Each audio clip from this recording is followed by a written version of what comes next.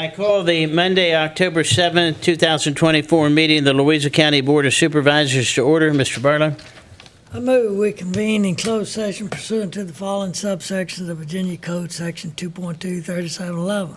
1, in accordance with Section 2.3711A1, discussion, consideration, and interviews of prospective candidates for employment, assignment, appointment, promotion, performance, demotion, salaries, disciplines, and resignation of specific public officers, appointees, or employees of any public body and evaluation of performance of the departments of schools or public institutions of higher education, where such evaluation will necessarily involve discussion of the performance of specific individuals. 2, in accordance with Section 2.3711A5, discussion concerning a prospective business or industry or the expansion of an existing business or industry relating to the Green Springs District where no previous announcement has been made of the business or industry's interest in locating or expanding its facilities in the community. And 3, in accordance with Section 2.23711A7, consultation with legal counsel and briefing by staff members or consultants pertaining to actual or probable litigation where such consultation or briefing in open meeting would adversely affect the negotiation and litigating posture of the public body. And 4, in accordance with Section 2.23711A8, consultation with legal counsel employed or retained by public body regarding specific legal matters requiring the provision of legal advice by such counsel. And number 5, in accordance with Section 2.23711A39, discussion or consideration of information subject to the exclusion of subdivision 3 of Section 2.23705.6, proprietary records and trade secrets regarding to economic development. Is there a second? Second. Been properly moved and seconded that we go into closed session. All those in favor signify by saying aye. Aye. Any opposed? Meeting passes. We're in closed session. I think we talked about.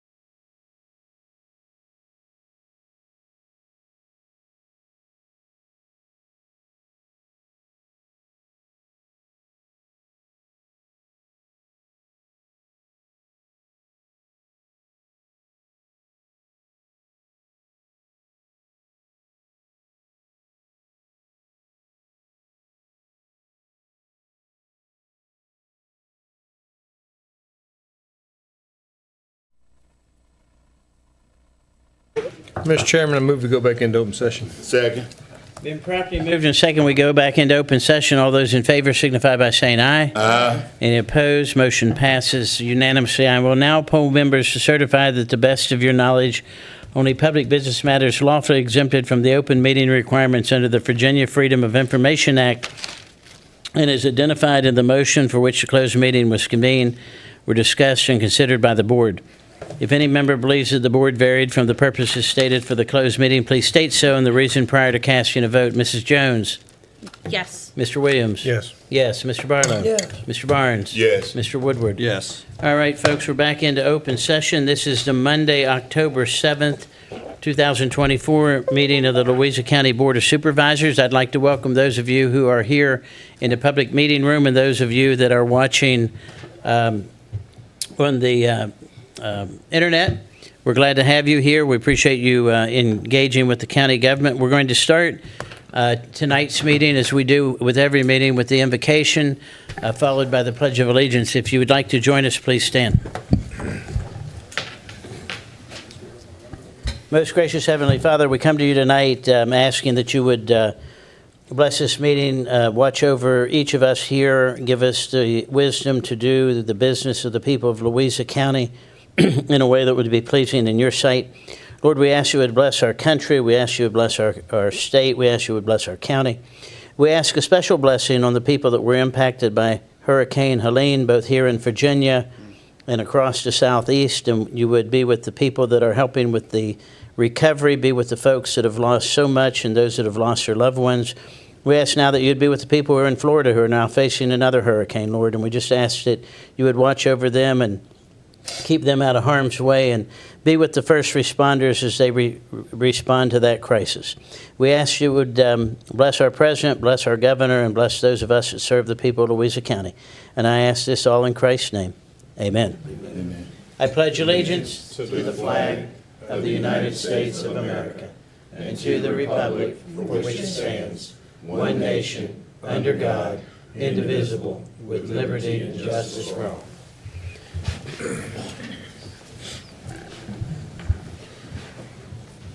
First item of business is the adoption of the agenda. So moved. Second. Been properly moved and seconded that we adopt the agenda. All those in favor signify by saying aye. Aye. Any opposed? Motion passes unanimously. Next would be the approval of the minutes. So moved. Second. Been properly moved and seconded that we approve the minutes. All those in favor signify by saying aye. Aye. Any opposed? Motion passes unanimously. Next is the approval of the bills. So moved. Second. Been properly moved and seconded that we approve the bills. All those in favor signify by saying aye. Aye. Any opposed? Motion passes unanimously. Next is the approval of the consent agenda. So moved. Second. Been properly moved and seconded that we approve the consent agenda. All those in favor signify by saying aye. Aye. Any opposed? Motion passes unanimously. We do have a recognition tonight, a recognition proclaiming October 6th through the 12th, 2024 is National 4-H Week. Mr. Goodwin? Thank you, Mr. Chairman. I have 4-H representatives, so I would invite them to come on down and stand here in front of the dais. You can face the audience. I'll be right up here in front of the board.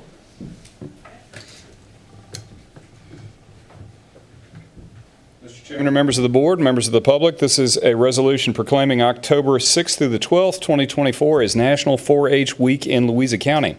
Whereas Louisa County 4-H is an admirable, positive youth development program which has provided life skill learning for youths aged 5 through 19 in the county so that the whole child, including head, heart, hands, and health, might step up to the challenges of a complex and changing world with confidence. And whereas 4-H, as part of the Virginia Cooperative Extension Program at Virginia Tech and Virginia State, is a program where youth learn through opportunities that provide them hands-on experiences in 4-H's mission mandates of science, engineering and technology, healthy living, and citizenship. And whereas 4-H is the nation's largest youth development organization with more than 6 million 4-H youth in urban neighborhoods, suburban schoolyards, and rural farming communities who stand out among their peers, building revolutionary opportunities and implementing community-wide change at an early age. And whereas 4-H in Louisa County claims over 2,400 members in clubs, camping, and in-school programs, and whereas 4-H in Louisa County undoubtedly could not have achieved the success it has today were it not for the service of 200 volunteers who have given generously of their time, talents, energies, and resources to the youth of the community. Now therefore be it resolved that the Louisa County Board of Supervisors hereby proclaims October 6th through the 12th, 2024 as National 4-H Week in Louisa County, and urges the people of the community to take advantage of the opportunity to become more aware of this special program that enhances young people's interest in their futures as part of 4-H's youth development, and to join in recognizing the unique partnership between the county and the state university system. Supervisor Jones, I would ask that you would present this.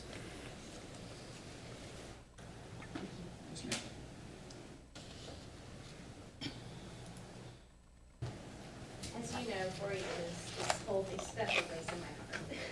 And we're used to it, and to our family. And thank you for everything you do for the kids of this county and raising us up. And it's a phenomenal program that we have in Louisa County and throughout the state, Virginia 4-H. I'd highly encourage any child to go through the program.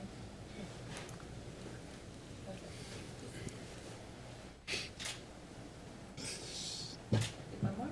Thank you.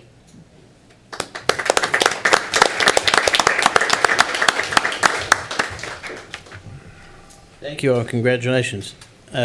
Next is our public comment period. During the public comment period, this gives the public an opportunity to address the board on any issue that is not a public hearing. We do have one public hearing this evening, so if you're here to speak on the public hearing, we'll wait until the public hearing. When I call your name, we do have a couple cards. When I call your name, come to the podium, give your name and your voting district. I'll give you a 15-second warning when you have 15 seconds left. So the first card that I have is Reese Patrick.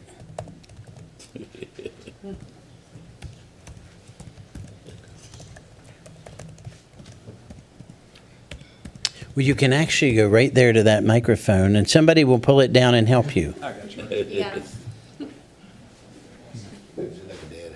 There you go, Reese. So just tell us your name and tell us that you live Green Springs. in the Green Springs district, and then you can start. Hi, my name is Reese Patrick. I live in Green Springs, Louisa County. All right, go ahead. Since Louisa County High School plays on the field that Louisa Elite plays on, I don't want the Jungle Turf crew to feel overwhelmed, tired, and fixing divots, painting signs, and picking up trash. And since if we get these facilities, it would help us go over plays, practice longer, see better, and if we have worse, like rain, thunderstorm, and snow, our coach doesn't have to cancel practice. We could just play inside the facilities. And the Jungle Turf crew doesn't have to feel overwhelmed from picking up trash and has a 12-hour radius from cleaning and fixing divots in Louisa County High School. And this would feel so much for our team, and we would be proud to have these for the facilities for us to play and practice on. Thank you for letting me speak. Well, you're welcome. So before you leave, how old are you, Reese? 9. How old 9. are you? Where do you go to school? Moss Knuckles Elementary School. Well, you did a very fine job this evening. Thank you for coming and speaking to the board.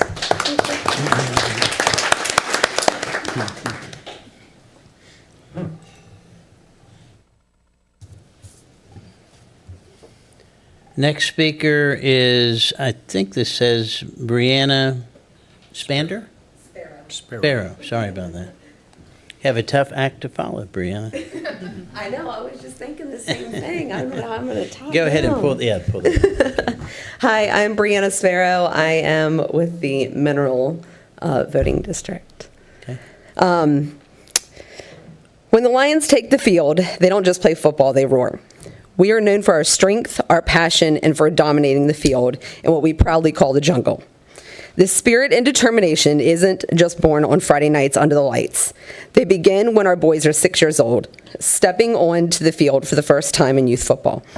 From the moment they start looking up to the older players, dreaming of the day they too will wear the jersey and feel the pride of playing for Louisa County High School. But as proud as we are of this tradition, we need to ask ourselves, are we giving our boys the tools they need to succeed?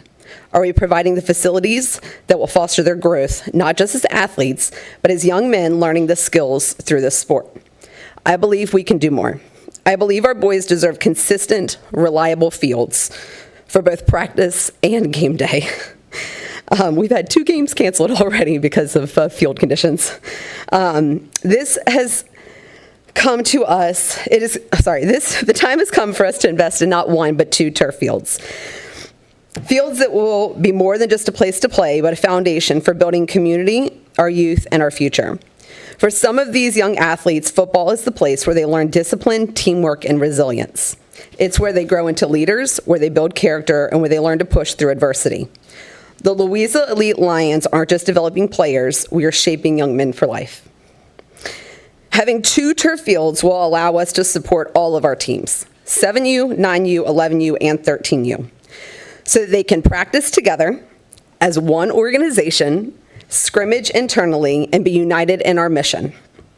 It will give us the ability to help hone our players' skills so that they are more than ready when the game day arrives. These fields will be a home for the Lions, a space that they can proudly call their own. And it's about more than just football. It's about what these fields will represent for our entire community. These fields will allow us to host events, fundraise, and grow as an organization. They will give our young athletes, boys and girls, a place to feel hopeful and excited about what they are part of and what they are helping to build. Imagine the pride on their faces when they step onto new turf, knowing that this field was put there for them and they can call it their home and see their future. It's not just about football, though. These fields will open up much needed space for other sports through the middle school and high school, which are also dealing with limited practice spaces and grass, which floods. Right now, this would also help our our middle school and high school field hockey and soccer specifically. 15 seconds. Okay, going. Right now, our youth athletes in multiple sports lack the facilities they need to reach their full potential. By building not 1, but 2 turf fields, we will not only provide our football program, but we will also create opportunities for youth athletes in all ranges to thrive to new heights within their craft. Thanks for letting me speak tonight. Thank you very much. Next card I have is Kevin McIntyre.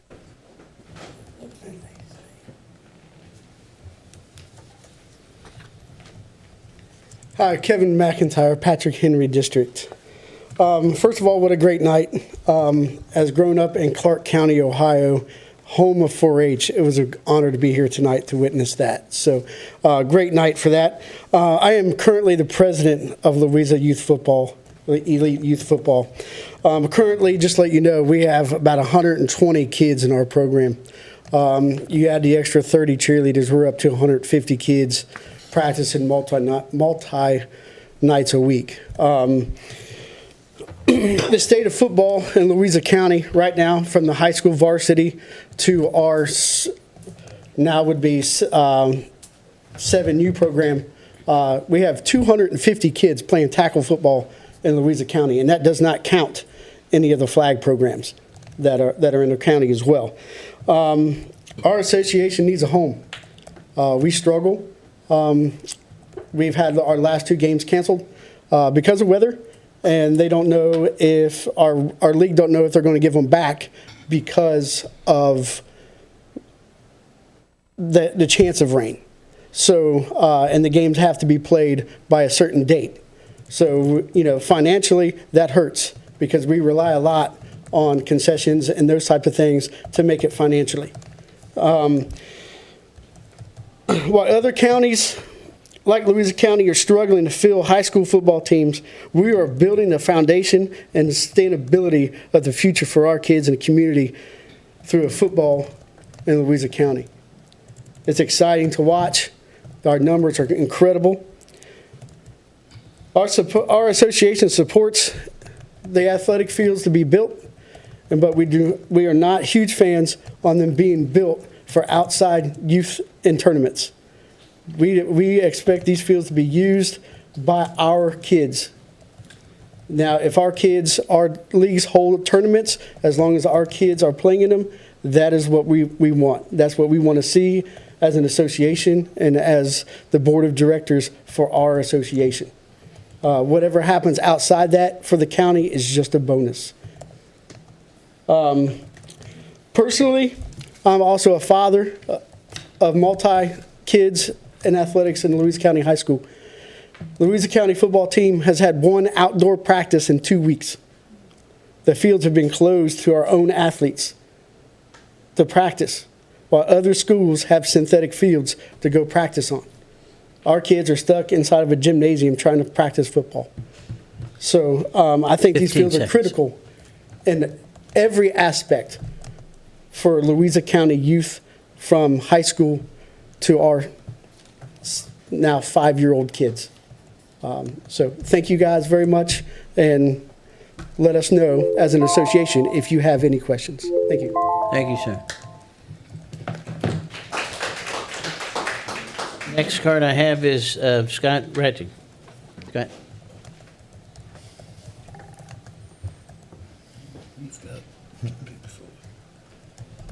Scott Reddick. I'm of the Patrick Henry District. I just want to come here tonight to recognize one of our employees, Tom Couch. His last day will be Friday, but I just want to come up here and say what an amazing job he's done. He's worked here for about 2.5 years. To see how much he's grown over those 2.5 years, the things he's accomplished, how well he always deals with people, whether it's a little issue or a big issue. He always has a great attitude. Very thankful for the time that we've got to spend with him. The county is very blessed to have him for all that time. So I just wanted to, it's kind of a last minute thing, but I said I need to say something. So thank you. Thank you. Thanks, Scott. That's all the cards I have. Is there anyone else here that would wish to address the board during public comment period? Yes, sir. No, come up to the, yes, sir. Just give your name and your voting district when you come up. Yes, my name is Matthew Townsend, voting district of Civilians. One thing I do want to say is that, this year is my first year actually joining Louisa Elite as a coach. And just seeing the following of the program, how it's building these athletes to actually come up and not leaving a gap in space for these athletes is an amazing thing. I'm actually originally from Fluvanna County. I've also played in Gloucester County, Virginia with football. And just seeing the fact that I came from Gloucester County, which has multiple fields that were different areas that we could be able to practice on to have our actual athletes grow up, and seeing the scholarship offers I got from just playing in Gloucester, from moving to Fluvanna County where we didn't even have the looks. This gives our kids tremendous opportunities to grow, not just on the football field, but grow together and also grow in their future. Scholarships are an amazing thing that you can get. I'm pretty sure all you guys know that scholarships are free money for these kids to be able to go and expand themselves. Education is something that I strive on hugely with my child and with my upcoming child, who will also be going through Trevilians also. And just the fact that they have the area now, which, like he said, we don't have the ability to practice. We've had one practice, and that one practice is still not allowing our kids to grow together. It's not just saying, hey, we have Trevilians, we have Moss Knuckles, we have this and that, which even I'm seeing as being somebody who's coached for one of our travel basketball teams in the county, that we have kids leaving the county because we don't have the place for them to actually come together. This will be able to afford us to be able to have the kids come together and have our kids not leave our county and have our looks continue to come to our county instead of going somewhere else. That's all I really have to say about that. Like I said, I just want this county to be able to, which me being from Fluvanna County, which we don't get looks in Fluvanna County, I want Louisa to continue to get these looks. Like I said, this is only my 3rd year here in Louisa, and I love it, and I would love to see things expand for these kids, for them to continue to be able to grow. Thank you, sir. Is there anyone else that would wish to address the board? All right, seeing that, I'm going to close the public comment period, move on to information and discussion items. The first is a presentation by the Louisa County 4-H and an update, and that would be Jenny Thompson.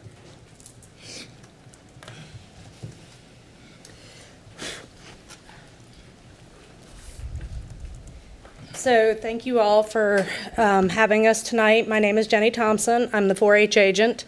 I have been blessed to be the agent for the past 18 years here. And I'd like to take this time to introduce Kylie Hoffman. Kylie is our new 4-H program educator. She is a product of the Louisa County 4-H program. She grew up in the livestock program. She showed hogs her 9 years, 10 years. She was president of the club for 2 years, and she is now our 4-H program educator, and she'll be telling a little bit about what she's doing.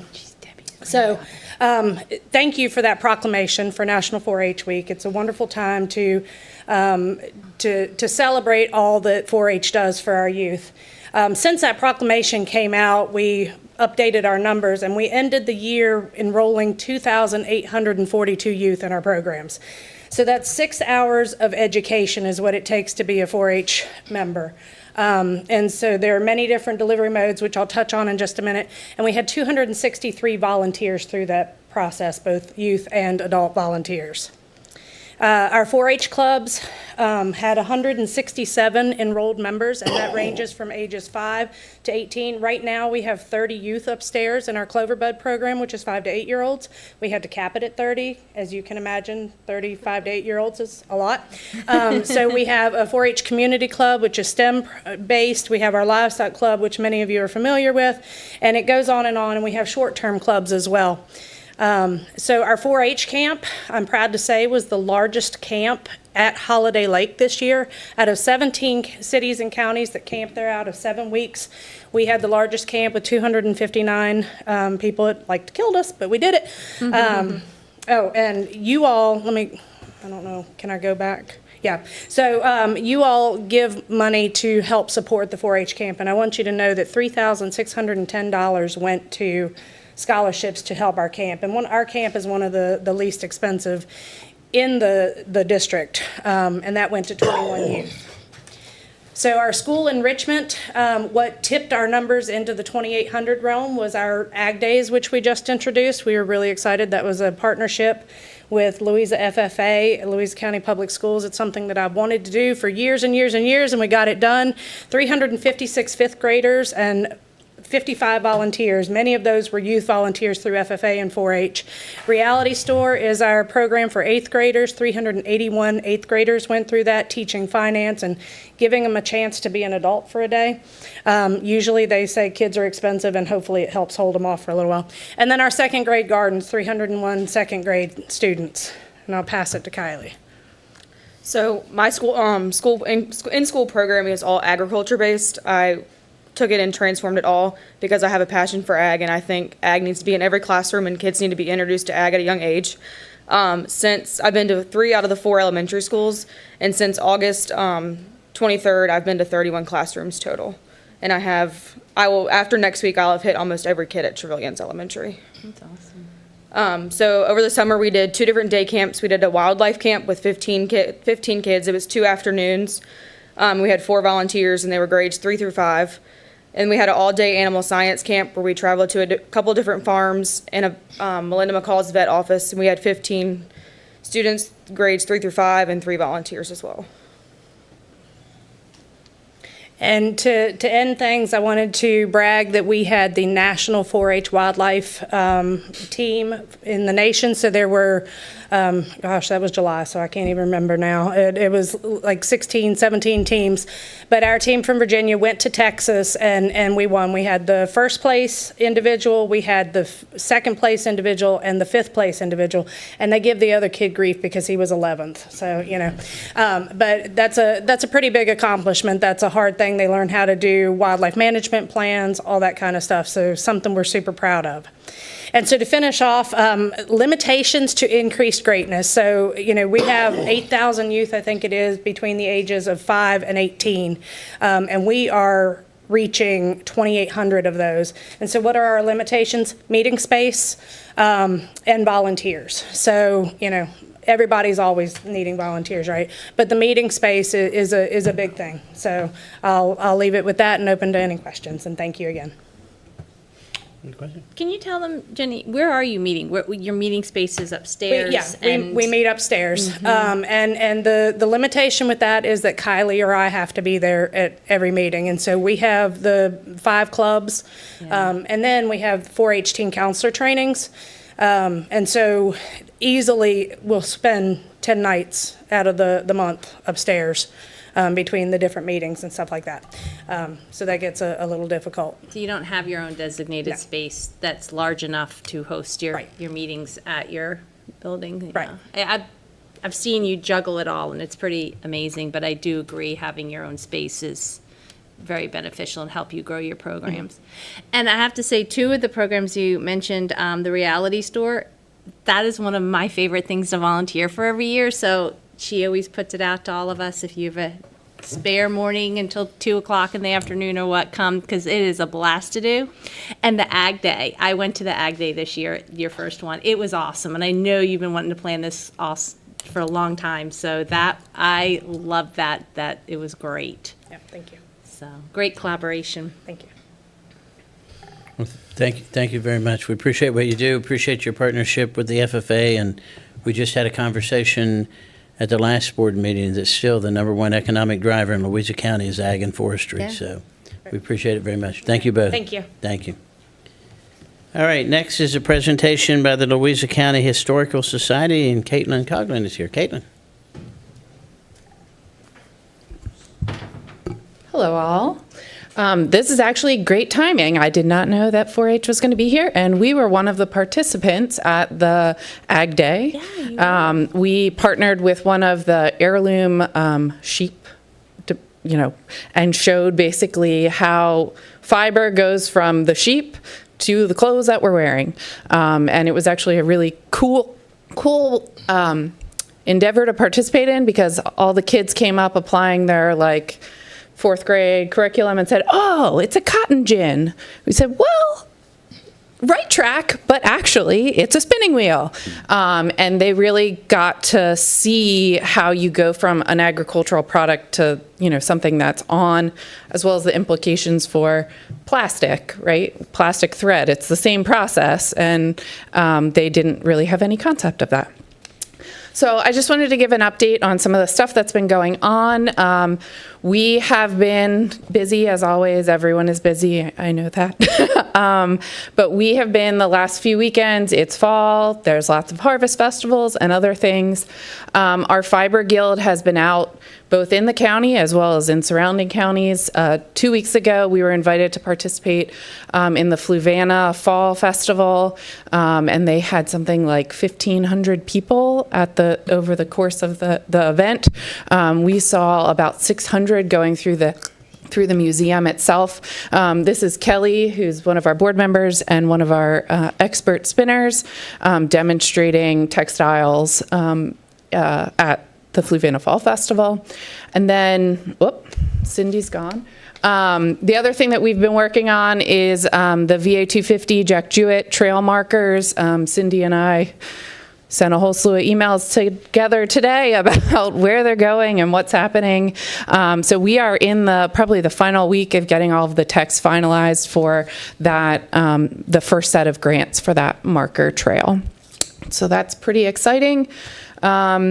We've gotten to participate in a whole bunch of school activities, including the Ag and Water Day.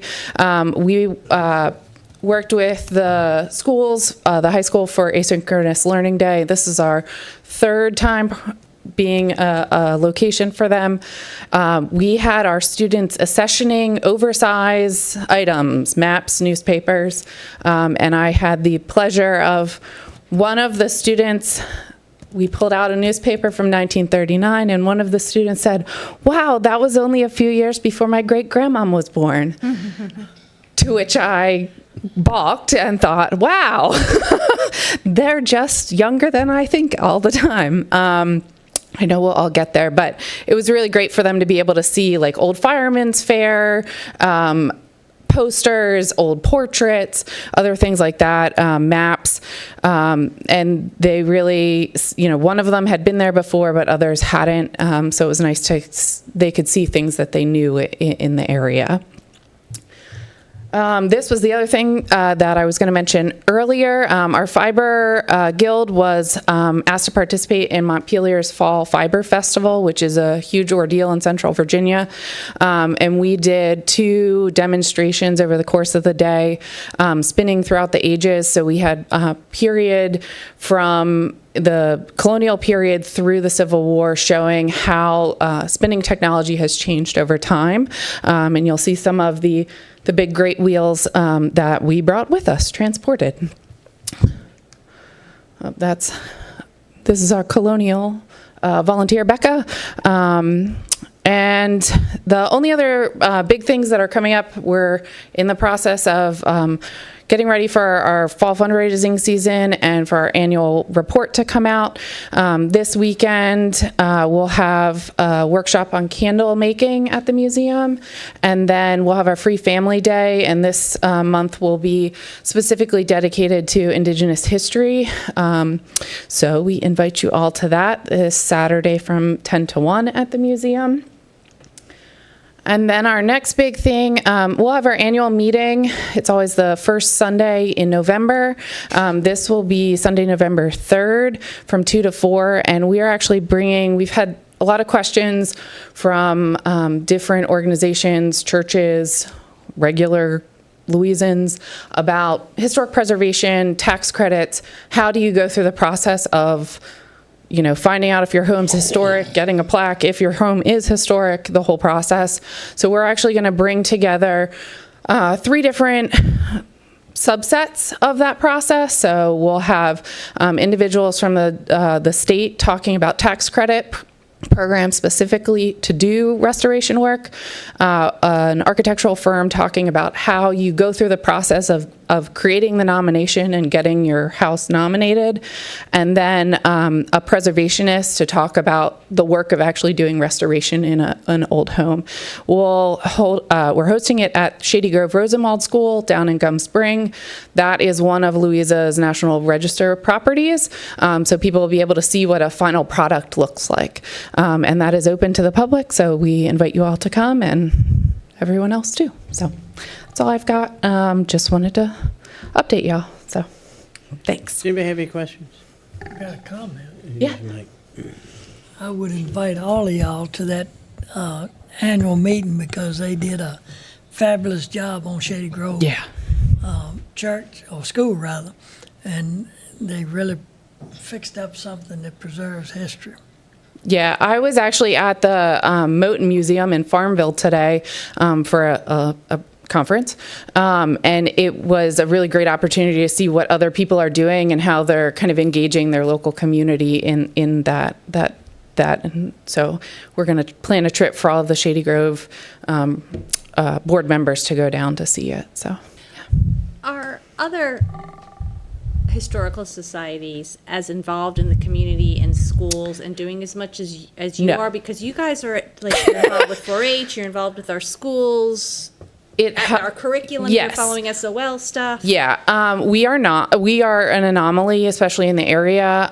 There are some other historical societies like Albemarle that does a lot. They have the benefit of being in the city of Charlottesville, so they have a little bit more at their fingertips that they can use, buildings, etc. We are definitely an anomaly in that regard, and we get people from all over looking for resources. I met with a student on Friday from Fluvanna High School who's in the Blue Ridge Governor School, and he is actually coming to do his job shadowing and project at the museum this year. So this will be the 4th year we've had a Blue Ridge Governor School student come and seek us out. 2 from Louisa, 2 from Fluvanna. So yeah, the other historical societies are not open regularly, which is a problem, and then not always the most responsive. So. And how many do you guys are out in the community so much, but how many actually are coming to the museum and visiting? And you might not have these numbers off the top of your head, but out of towners too. 'Cause Well, you guys kind of act yeah. as a welcome Yeah. board for for the county? Definitely a little bit of everything goes on at the museum. I would say we're in the process of doing this year's numbers for our annual report. But generally, we see 10 to 15 people in a month who are from Louisa. And then we have outside research requests, like a guy is coming on Monday from Washington State to do research on his family's properties here in the county. So research requests have increased. I think we had like 160 some this year, and about 40 were from outside of Louisa, and the rest were from within the county. So, yeah. Anybody else? So I have a question. Yeah. In that same regard, you were talking about being a resource for people to see if their house is historic or how it gets designated. Is there a map of all the historical properties and historical sites and historical homes in Louisa County? There is, I wouldn't say there's one comprehensive map, but yes, we have several maps. Over Elaine Taylor's tenure at the Historical Society and then my experience, we've done a lot of overlaying of maps. I would say early, we have a lot of great information for early land grants, and that was specifically for like the 1730s through 1760s. There's then a gap, and then we have good information from about 1850 through 1880. So we have some of those, and I know I've talked before Josh left, I had talked to him about how to get those maps more readily accessible to integrate with the county maps, because that's something that, when we're doing this Jack Jewett Trail, we have a lot of that information done already, and some people did not realize that. So, yeah, there's several, but not one conclusive map. Well, I think that would be an asset to the county and Yeah. to the visitors to the county. Oh, yeah. To have, whether it's virtual Yeah. or a hard copy or something. Yeah, no, and we have some of them, like you could buy them for sale at the museum, but we do have one that's online that has some of that information, like the 1863 Gilmer map from the CSA. We have a slide map online that you can basically put in your address today and see what was there in 1863. And some of that is publicly accessible, but we're in the process of working to update more of that. One of the things that we're doing right now, we had done a map of a panel, a website of the African-American schools. And so one of the things that we're doing is we're updating that so that it's more interactive and includes some of the maps and the school locations, because prior there were just a picture of the school itself, but no context as to where that was. So yeah, something we could definitely add to the list. No, perfect. Well, thank you. Thank you Yeah. for your update. Yeah. Thank you very much. Next is a presentation on the Firefly broadband fiber installation program, and I see that we have Gary Wood and Galen Creekmore here.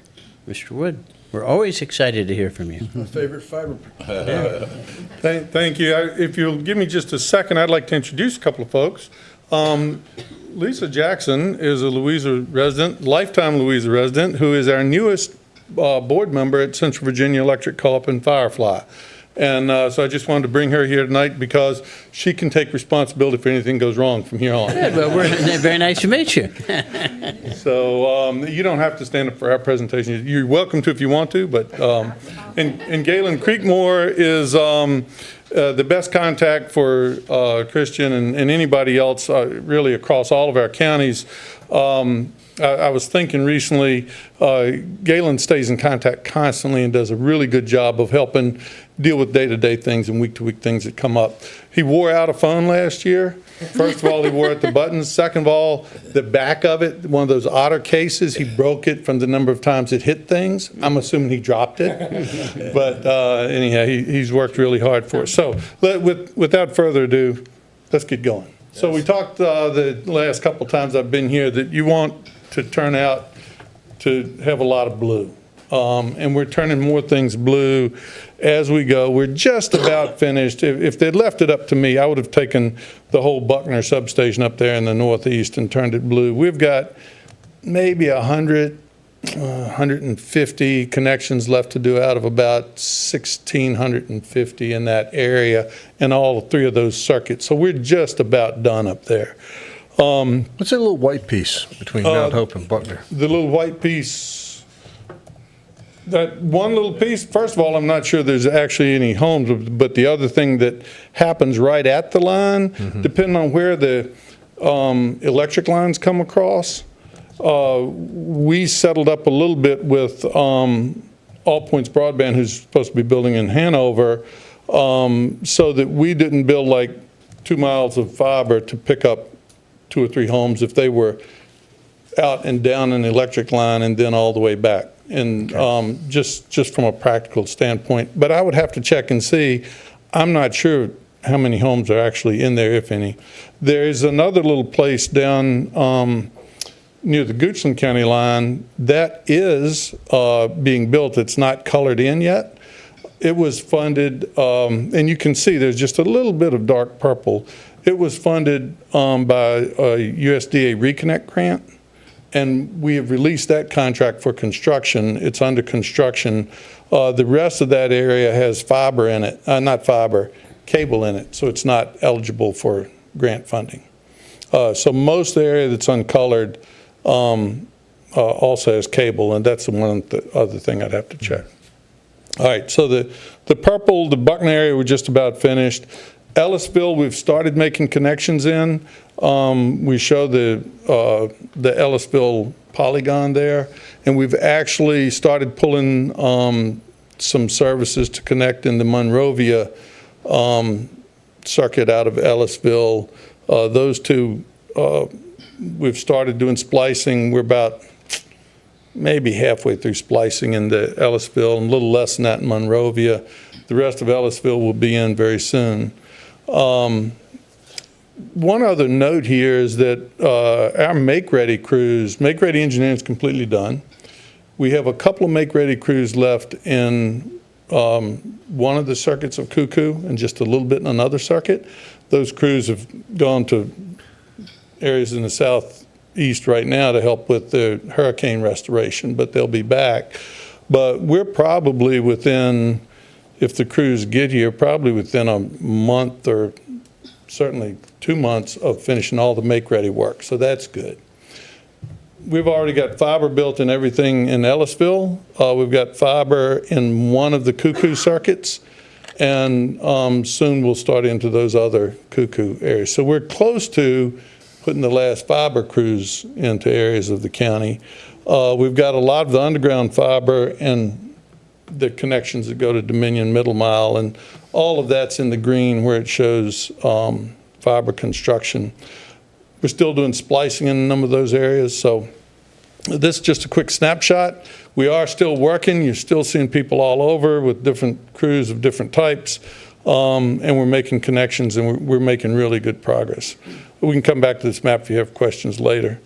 Here's some quick numbers to update. We're just under 7,000 connections as of last Friday in Louisa. We're in front of just under 13,000 homes. Out of eventually, we'll be in front of about 17,000, 17,500. We anticipate that we'll end up with about 11,000 people taking service. And if you look back at previous slides from previous presentations, that number started out at 9,000 and 9,500 and 10,000, 10,500, and now it's 11,000. And we actually have 11,400 people registered in the county, but not all of them end up taking service. Sometimes there's some duplications in there, different things. We still think by the time we finish, we'll be over 11,000 people. And we'll connect as many as sign up. This is a picture of the hut. We don't have many things to show when you're building fiber, so this is our hut. Built this at Ellisville. If you go by the Ellisville substation, you can see our hut. Inside of it's where the electronics sit with all the laser light.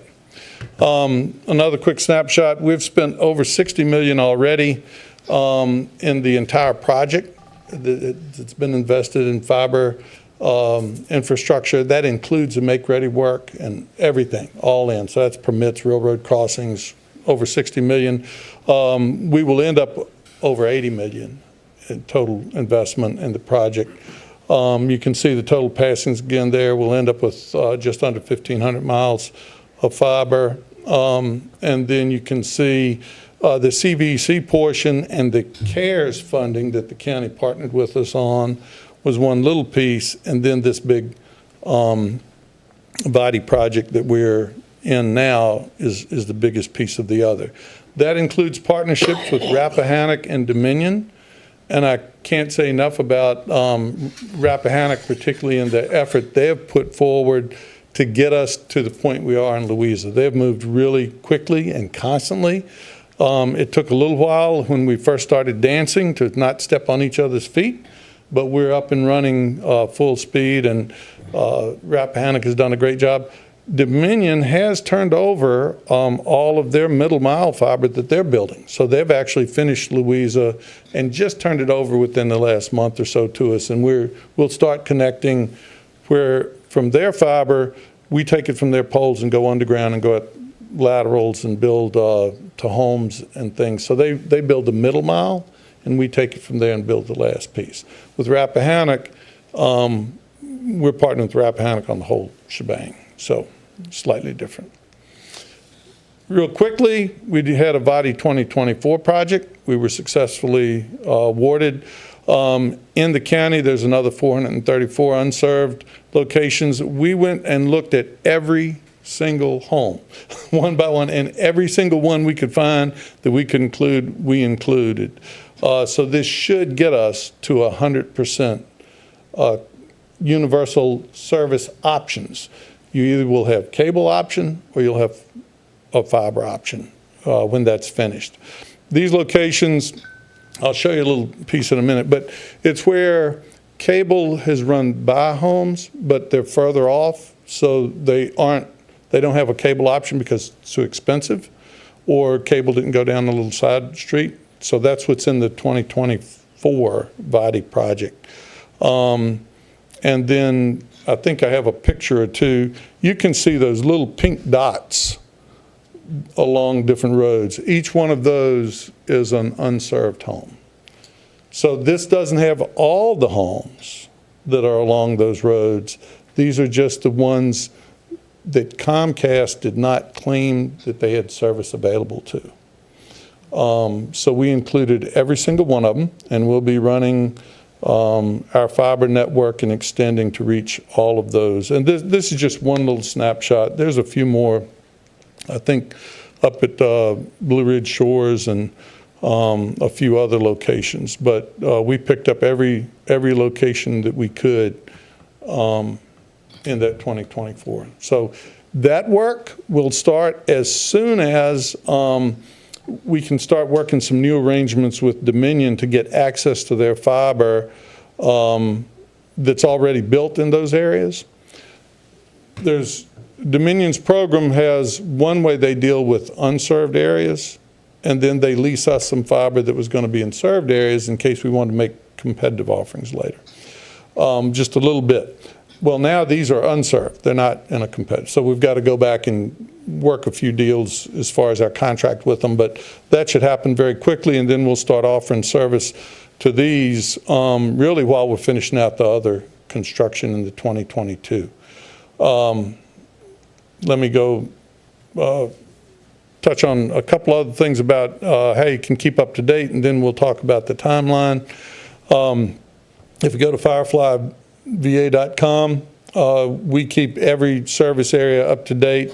If you go to the projects heading at the top and drop down and look by your county, you can go in and look at what each substation and each circuit has those, what we call chevrons, that show what stage it's in, whether we're in splicing or final connections or those types of things. So if your folks ever have a question in the county about where they are, this we update about every 2 weeks. So it's our best source of information. One other thing in terms of the Timeline, Ellisville, we've just started connections.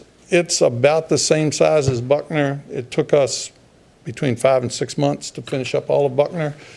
That's overlapping some with what we were doing before and what we were doing after. So I would expect that it'll be about 6 months to finish out Ellisville.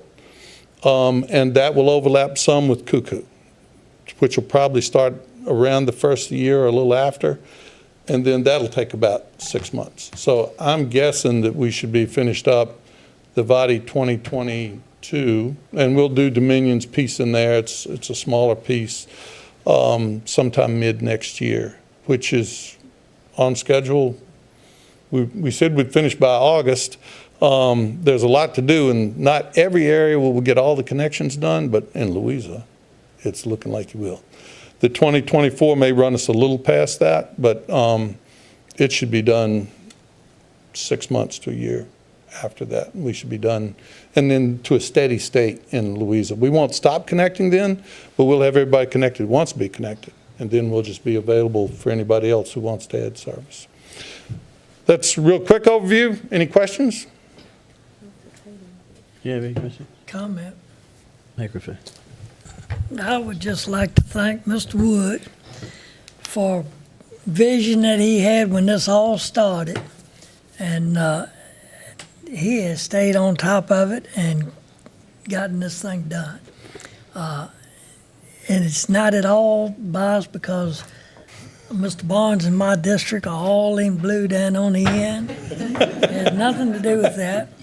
But also Mr. Creekmore, of all the people that have called me, I had his number on speed dial, probably what broke that phone. And he was able to satisfy people that I couldn't satisfy them. But anyway, the one area down at the Gum Springs, I found out that actually that was a Dominion. I think part of that was Dominion had the line. They are not on REC. Right. But the thought was that with that, the ones that were back in behind the BP station stuff would possibly be connected by September. Well, I'm hoping that they did. I haven't heard anymore, so maybe they did. But anyway, he was extremely helpful in getting people to calm down a little bit and know that it was coming. So, Thank you. Galen's a great asset. We have a huge team of people. We got 42 full-time Firefly employees. Galen's a CVC employee. We've got a number of CVC folks who also spend a lot of time and charging our time to Firefly. They're paying for it. But he's done a really good job. So thanks for the kind words. you both have done an excellent job. Anyone else? Can you go back to that picture, Mr. Wood, of that picture right there? So I see a lot of new construction in the county, a lot of things being built in the county, a lot of exciting things in the county. But that's the Firefly hut that I'm on. So that is the prettiest thing I've seen built in the county in a long, long time. And I have never, as you've been here over the last 5 years or so, never, ever once asked when I was going to be connected. I've always asked about when my neighbor would be connected. Mm-hmm. And I'm happy to report that my neighbor is being connected between 1 and 3 o'clock on Thursday afternoon, and her neighbor is being connected between 3 and 5 o'clock on Thursday afternoon. So that hut is one of the nicest things I've seen built in the county for a long time. But and I do appreciate that. I mean, it's just a life-changing thing from what I hear from all these other folks that have had it for a year or so now, but and who constantly remind me of that. But I do want to echo, you know, I had somebody call me last week who's on the Ellisville substation, lives about a mile from where I live, and their current internet service is going away, River Street, and they're, you know, when's it going to be? When's it going to be? When's it going to be? And you all have already laid fiber underground through that neighborhood, and you know they do see people working. And when he called, he was a little bit upset. But by the time that we hung up the phone, because what I said to him, I said, look, 5 or 6 years ago, the solution to rural broadband in Louisa County was probably 30 years away. The solution to rural broadband fiber internet in Louisa County completely is probably 15 months away. And from where you live, it's within the next month or so. And when we started talking about the make-ready work, all the things that went into it, that it's an $83 million project, people aren't aware of that. But once they're made aware of that, because they need it, it's now become a necessity. And, you know I've said this before, I'm going to say it again. I'll never forget your and I's first meeting in 2017, and I said, I have this idea about fiber, and you said, well, we have an idea about fiber, and I asked you, I said, well, do you think it'll work? And your answer to me was, well, I'm betting my job on it. So here you are 7 years later, your vision, the vision of all of our electric providers, this county, other counties, is transforming the lives of tens of thousands of people, and that is something that should never go unnoticed. So, I know how excited our neighborhood is to be connected this week. And, the people that have already gotten it, the rest of the county is on schedule to be completed. So you're to be commended on that, and your team and your staff and our partners. So, on behalf of the county, again, thank you very much. We appreciate it. Mr. Chair. Yes, sir. Gary, I'm not going to beat this thing down. He's had it a year. But Mr. Barlow is correct about certain things, but I'd be remiss if I didn't let the board know that Ms. Jackson is from my district as well. So a lot of great things in Patrick Henry. But, Gary, what I measure success, and because first I have to thank the citizens of Louisa County, because it was their money that we were spending. And they were patient. It was something they wanted. It's something they knew we needed. But what I look at now? There's no children at McDonald's doing homework. Right. And proud of this, that's what I saw all the time. Their parents pulled up to the door at McDonald's because they need the internet to do their homework. So you guys should pat yourself on the back. And when I pass it, I don't see that anymore. So thank you. Well, thank you for all the kind words, and you're exactly right. We wouldn't be here if Louisa County hadn't dedicated itself to finding these solutions, because the math doesn't work without local support that brings in the state support. So your push for that was important, even though you pushed in the wrong direction, Doctor. But no. No, Mr. Barnes, I remember the first time I was here, and y'all were trying some other things. But the county really has been a great partner, and the citizens need to thank you all for the work you've done. Christian and his staff, who take a lot more calls about things that they have no control over, but a lot of questions about when it's going to get done. So it's really, it's taken a lot of effort all the way around. We have a great team, and I am fortunate to still be employed. So far it's still working. So thank you, and I hope we'll get back and make a couple more updates, and then I hope we'll come by and just talk about back in the day when we were building fiber. Well, let me give you an example that my granddaughter asked my wife the other day to put that in perspective. She said, she calls her Gaga. She said, Gaga, back in the old times when you watched a movie on those round, shiny things. So, DVDs weren't that long ago, and it wasn't that long ago that we didn't have fiber internet in the county. So we're really close to being in the good new days. So thank you all very much. We appreciate it. Thank you. All. Pencil wants to get away, doesn't it? Under new business action items is a resolution approving the Fire and EMS Management Oversight Group, the MOG's Finance Committee guidelines. Ms. Colvin. Yes, Chairman, members of the board. The Fire and EMS Management Oversight Group, the Finance Committee of that group, has developed these guidelines that they hope to put in place starting with the fiscal year 26 budget season, which has already begun. We've met with all the stations already. And so what they've done is they've gone through and ranked how they were going to look at projects as they came up. So when they make recommendations to you as the board during the next upcoming season for capital projects, that you can kind of see what they were looking at. They're just asking that you review this. Their priorities are going to be safety of our fire and EMS personnel, response readiness, savings of future funds, so something we can do today so that something may not cost more later to fix, like keep things maintained. And then also some warranted needs, but might be lower on the priority list or the fourth thing they would look at. And so they were hoping you review this and give your approval of the plan. So move. So, Thank you very much. no, Tony beat me to the Tony, second. you just saying, all right. All right, any discussion? All right, all those in favor signify by saying aye. Aye. Any opposed? Motion passes unanimously. Thank Thank you you. very much.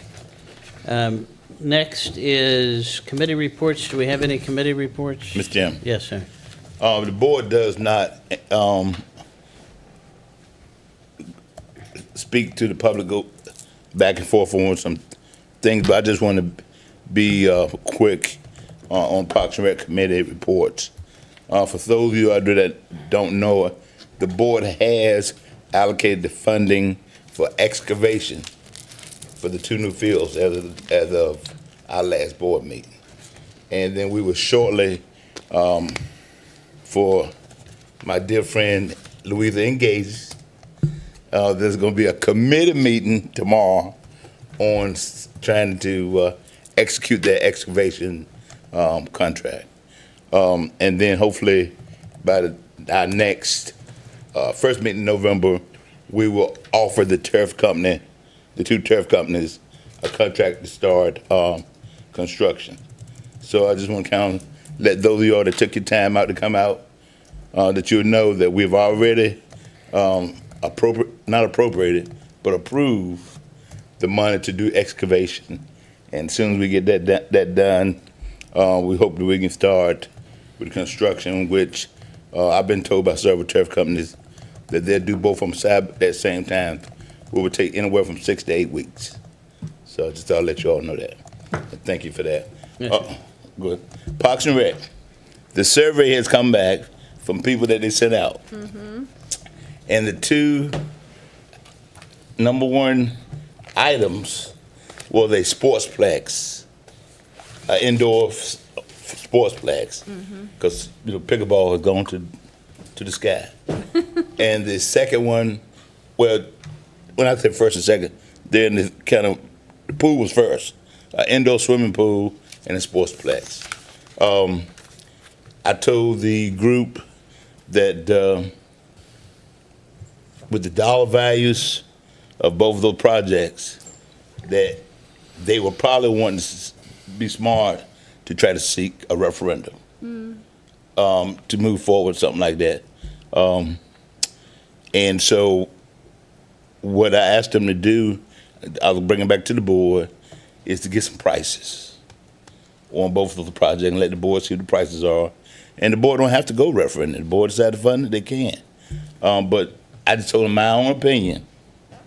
That may be the best way to get those projects funded.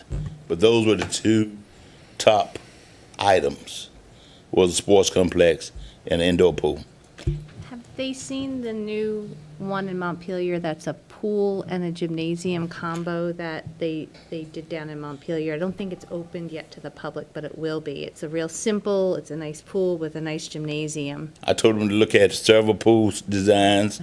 Board members, the one that I told them to look at is the town of Warrenton. Oh. I don't know if you go there, they got a really nice pool. That's got children concepts and 11 laps. But I just thought I'd tell you all that's what came out of the committee meeting. Any other committee reports? I do. Yes, ma'am. Got a couple. Some of you may or may not know that MARTA. Mrs. Jones, use the microphone. Oh, I thought it was. Some of you may or may not know that JABA, their director MARTA, is officially retiring. And they are in the process of interviewing and seeking a new director for JABA. And they're hoping by the beginning of November possibly to have that in play. They have narrowed it down to a few candidates, and they have interviews this month.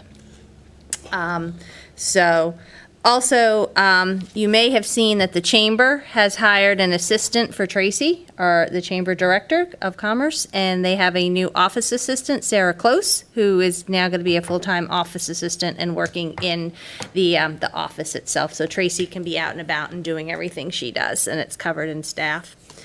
And then just a little bit, the Flavanna Louisa Housing Foundation is just doing awesome stuff. Very, very proud of them.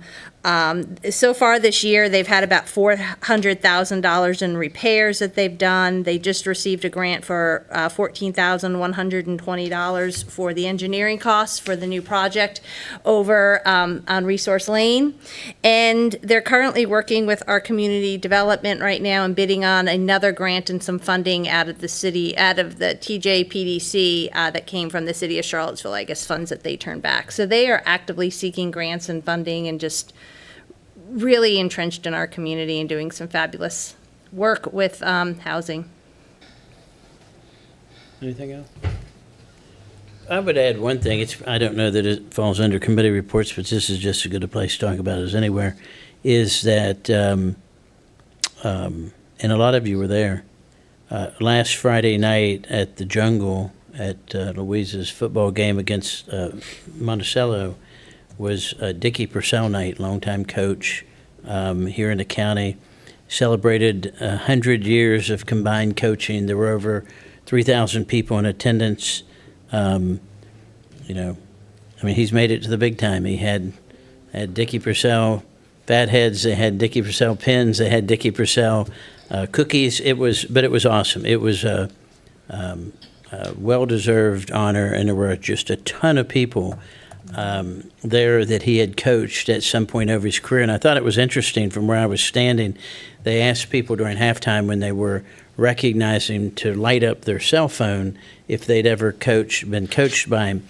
And I noticed that in the visitor stand, there were 4 or 5 people that lit up their cell phone over there. So, when you coach that long and that many people, the reach is far and wide. And I think coaching in sports is extraordinarily important because not only does it teach kids how to compete and teach kids how to win, just as importantly, it teaches kids how to lose and how to lose with grace. So that was a really great night, and I just felt like we should mention it here.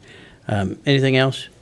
Mr. Chair? Yes, sir. If I could just add, I agree 100% with you.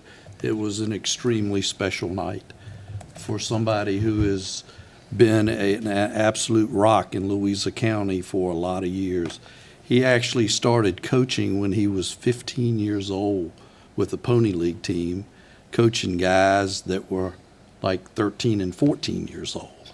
And he would drive his car around and pick them up before practice, before games, then take them back home afterwards and stuff. So, those of us that have been fortunate enough to know Dickie all these years have known how special he is, but that night was extremely special and well-deserved. And I'd also like to say, seeing as who has joined us here tonight, it was made super special by a big win by Coach Will Patrick's football team, and it's really good to see him here tonight. So, thank you. Yeah, man, that offense was rocking and rolling Friday night. Congratulations. All right, we're going to move on to County Administrator's Report. Mr. Goodwin. Just a couple of things, Mr. Chairman and members of the board, to bring to your attention. Starting on page 51, there's a fiber update. It's maybe the less exciting part of the fiber update because it's the multi-county portion of it, but there's an update from TJPDC, who's administering that grant for us over the entire Vade service area. So review that. Let me know if you have any questions.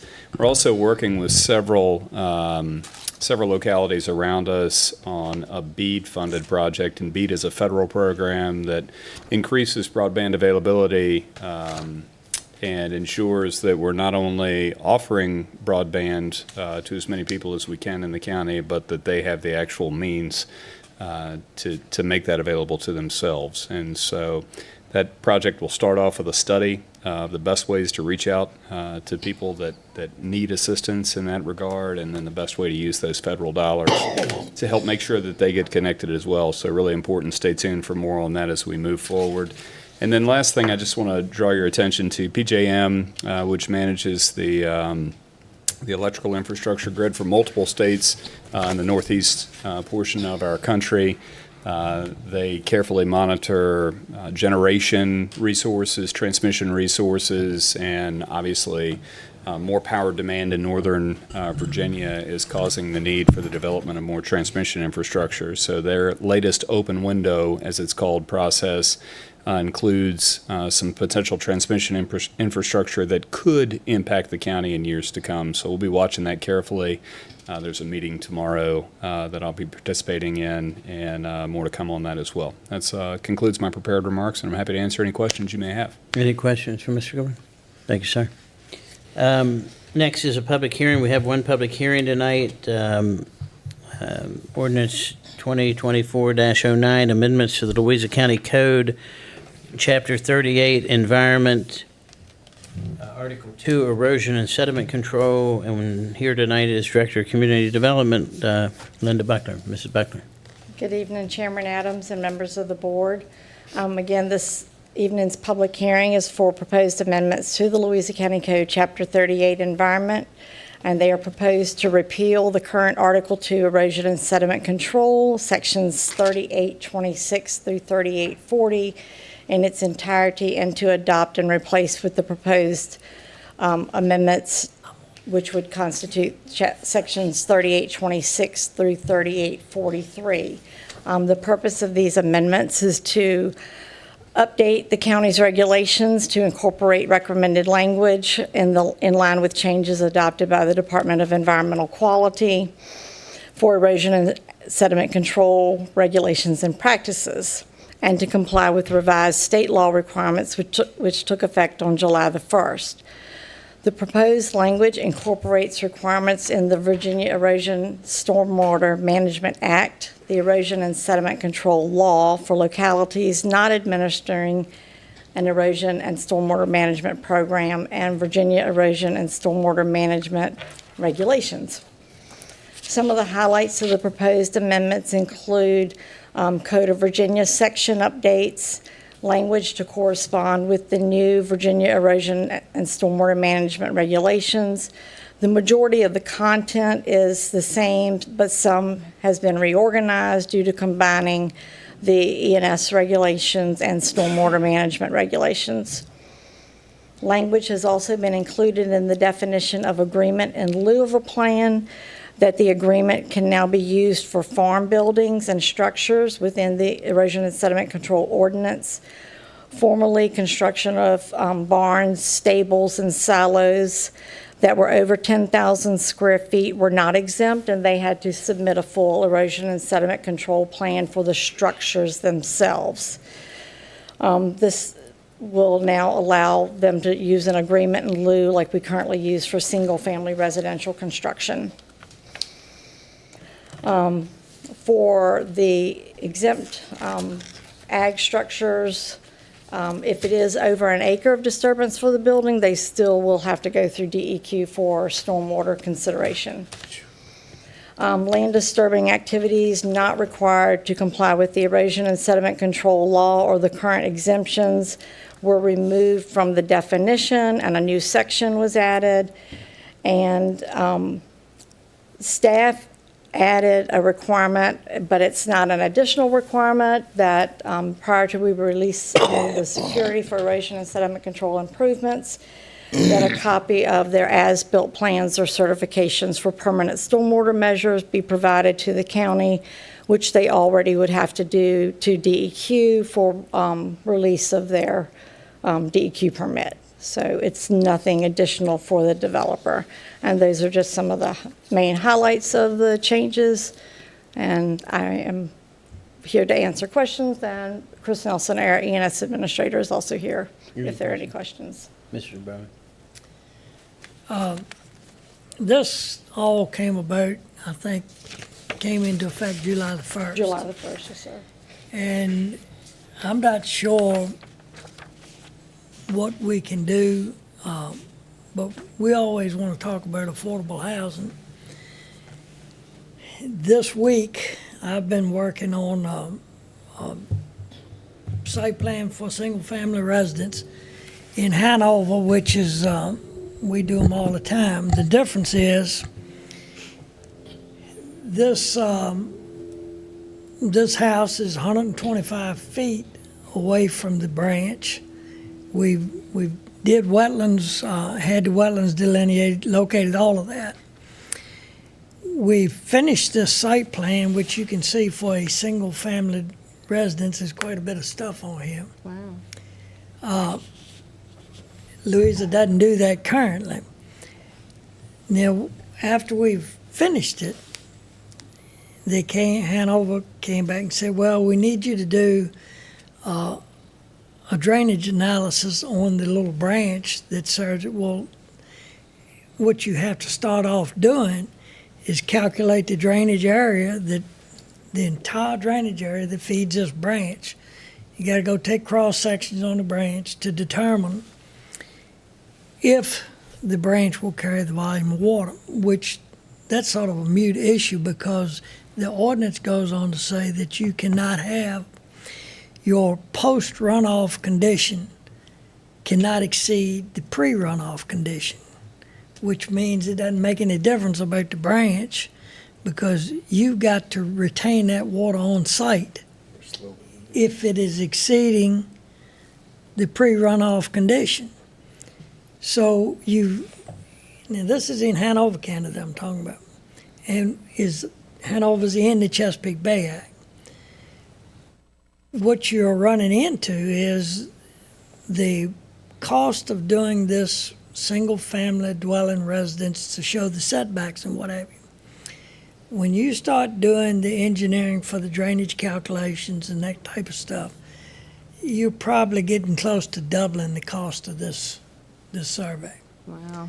So I'm not real sure the General Assembly has passed this thing, and I don't know. I completely understand staff bringing it to us to make us in compliance with the state regs. My question is, just like the fire ordinance, you know, when we adopted part of that, we adopted the building code section that deals with a specific part of it. So I'm just wondering, I haven't had a chance to really look at the requirements to know how it's going to impact our citizens in the county as to what we're going to have to do. Right now, Louisa County is pretty lenient on residential houses. You can go in there and put in some silt fence that's going to protect the runoff and that kind of thing. But you don't have to get in the engineering calculations for detention basins and stuff like that. With subdivisions, I've done it where you had to create, if it was a really small amount, you could put in drainage swales and stuff like that, but it's all an engineering practice that is just going to drive the cost of somebody trying to do a residential house. So, you know, I would like to know a little bit more about what the implications are going to be of this if we adopt it, and just what are we going to be required to do, or moreover, I'm not planning on building a house anytime soon, but all of the young people that are, what is it going to cost them to do this engineering work? And I had written to,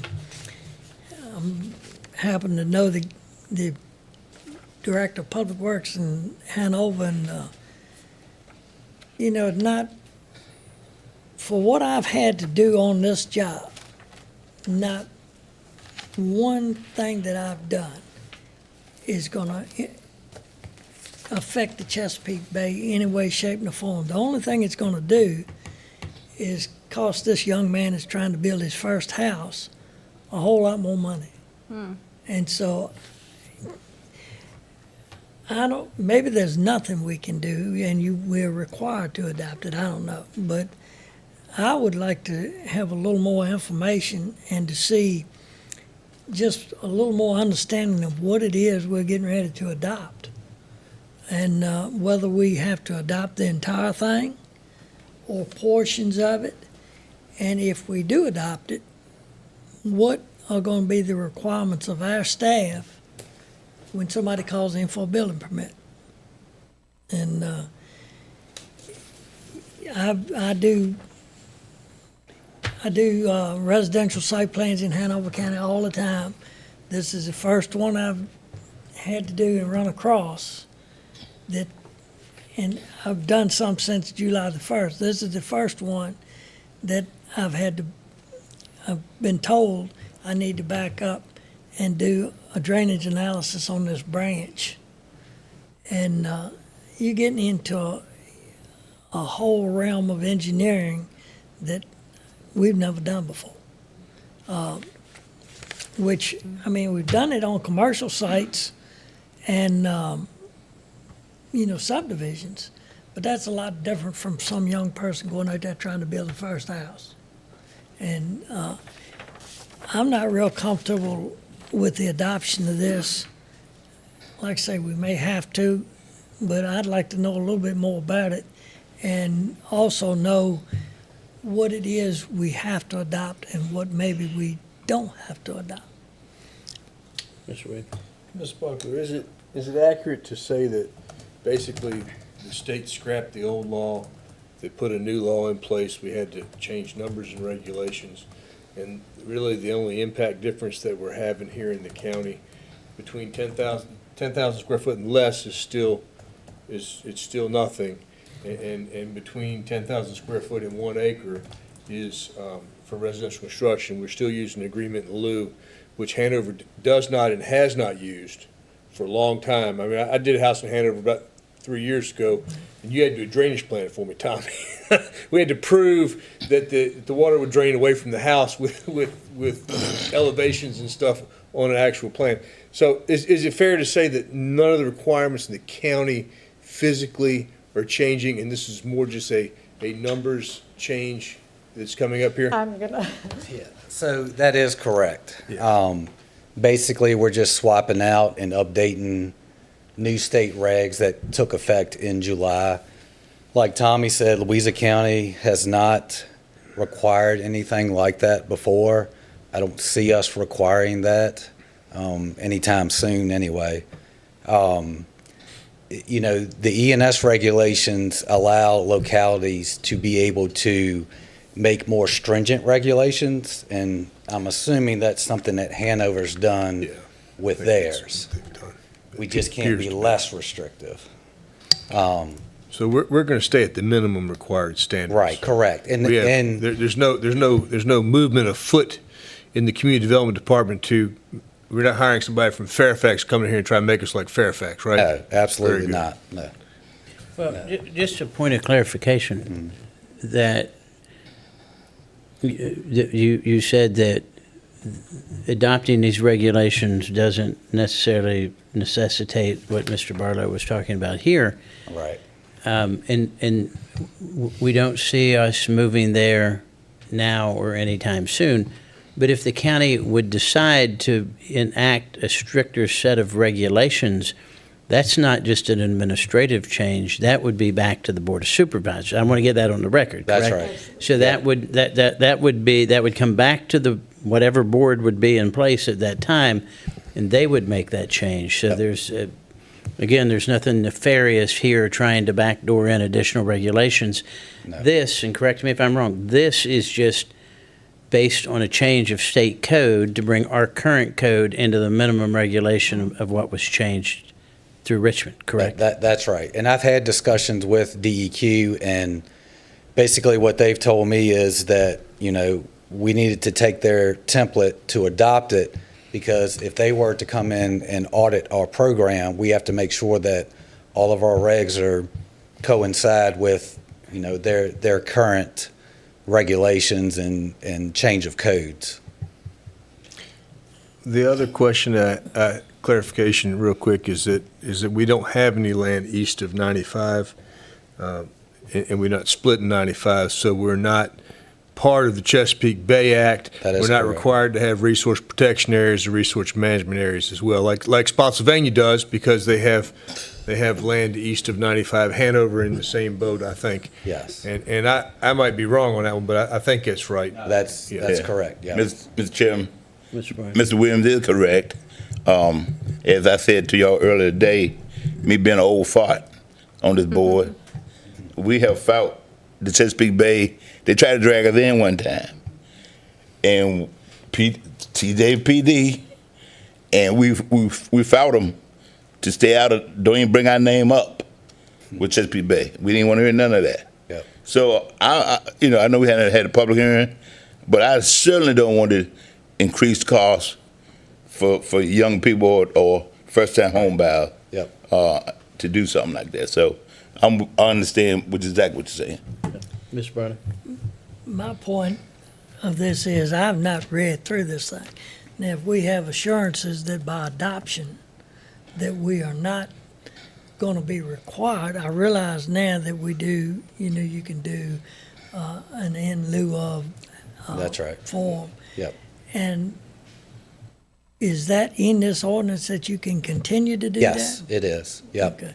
And I haven't read through this entire thing. Yep. I know that when a good example was when Goochland adopted the Virginia State Fire Code in '85. They adopted a whole lot more than what they thought they did, which applies to roads and, road requirements of 22 feet of width, where VDOT didn't even require that for secondary roads. So you have to be careful what you adopt, and I haven't read this thing to be comfortable with it. I just know that this week, what I've been required to do in Hanover. Yeah, like I say, if I'd read all through it and knew that there wasn't something in here that's going to end up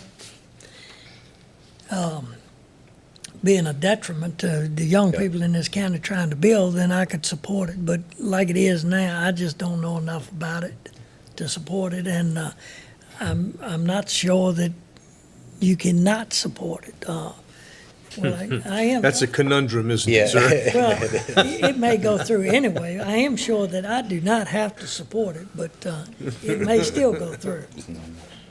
We may be required at the end of the day, yeah. Yeah, if we're required. Well, one thing we can always keep in mind, does anybody else have any questions for Sam? Thank you.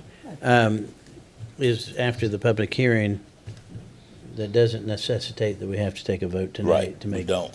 We can wait 2 more weeks to take a vote after the public hearing to give everybody more time Right. to be comfortable with it. So, Well- something to keep in mind. Just to make sure there's nothing All right, hidden. so having said that, I'll open the public hearing.